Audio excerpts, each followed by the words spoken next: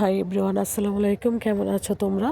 তো এখানে ভয়েস দিতে কিন্তু খুবই প্রবলেম হচ্ছে, তারপরে তোমাদেরকে দিচ্ছি। তো এখানে ববের চর রেস্টুরেন্টে আমরা একটু বিরতি নিয়ে আমরা কিন্তু বান্দরবানের উদ্দেশ্যে রওনা হয়েছি। রাত্র তখন 1টা বাজে। তো এখন দেখো সকাল হয়ে গেছে, এখন আমরা পৌঁছাতে পারিনি।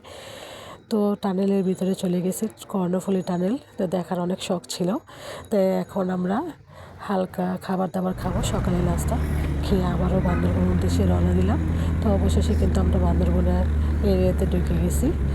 তো খুব ভালো লাগতেছে যে 12 ঘন্টা জার্নির পর অবশেষে আমরা গন্তব্যস্থলে আসতে পেরেছি।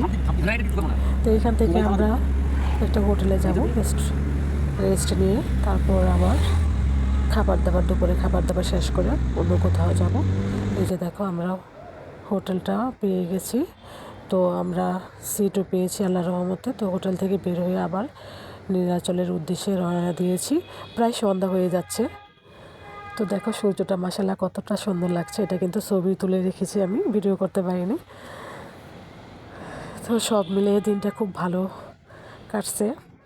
আর দেখো নীলাচলের গেটের ভিতরে ঢুকে গেছি।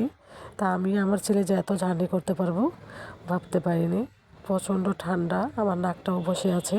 তো সেরকমভাবে ভয়েস ধর কোনো পরিবেশ এখানে নেই, তারপরে তোমাদের সাথে শেয়ার করতে মন চাইলো। তো কিছুটা ভিডিও করে রেখেছি তোমাদেরকে করার জন্য। তো যেটুকু করেছি তোমাদের সাথে শেয়ার করেছি। প্লিজ ভিওয়ান, তোমাদের ভালো লাগলে একটা লাইক দিয়ে আমার পাশে থেকো। আর আমাকে পাশে রাখতে চাইলে একটা সাবস্ক্রাইব করে দিও। আমি কিন্তু পাহাড়ের উপর থেকে সম্পূর্ণটা তোমাদেরকে দেখাতে পারিনি। তো আগামী দিন কোথায় যাব পাশে থেকো। আজ এখানে ভালো থাকো, আল্লাহ হাফেজ।